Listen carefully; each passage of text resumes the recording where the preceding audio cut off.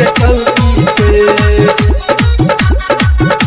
पटेल जी नचावे डीजे अरमान डीजे अरमान के चौकी पे। शांति रिकॉर्डिंग स्टूडियो बौना बाजार। जादो या सिंह जी से कुछ ना भइल जादो या सिंह जी से कुछ ना भइल रह गइल फौकी के। जादो या सिंह जी से कुछ ना भइल रह गइल फौकी के। पटेल जी नचावे लगले हमके धई के चौकी पे। पटेल जी नचावे लगले हमके धई के चौकी पे। जादो या सिंह जी से कुछ ना भइल रह गइल फौकी के। जादो या सिंह जी से कुछ ना भइल रह गइल फौकी के। पटेल जी नचावे लगले हमके धई के चौकी पे।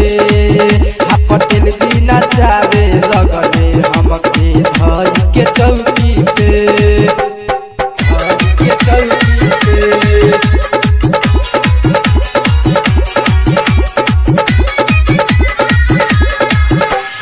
डीजे अरमान डीजे अरमान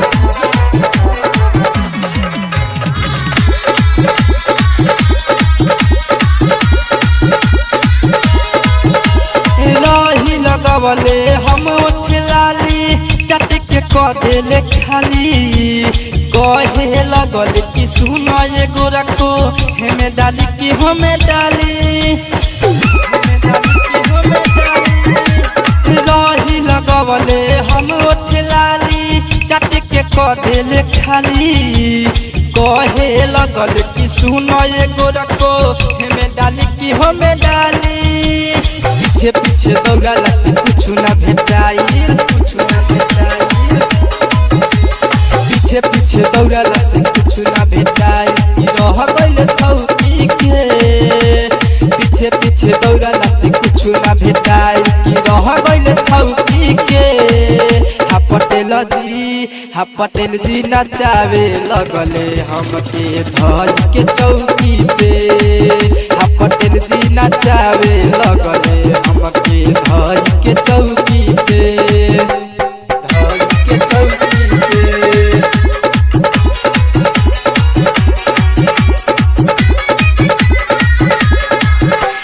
डीजे अरमान डीजे अरमान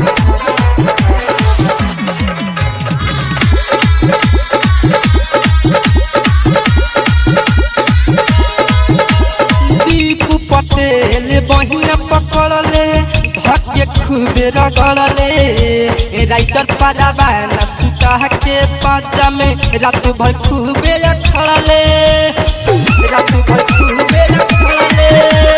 अर्जुन सनोज बहिया पकड़ले धके खूबे रगड़ले। राइटर पारावाना सुता के पाजा में रात भर खूबे रखड़ले।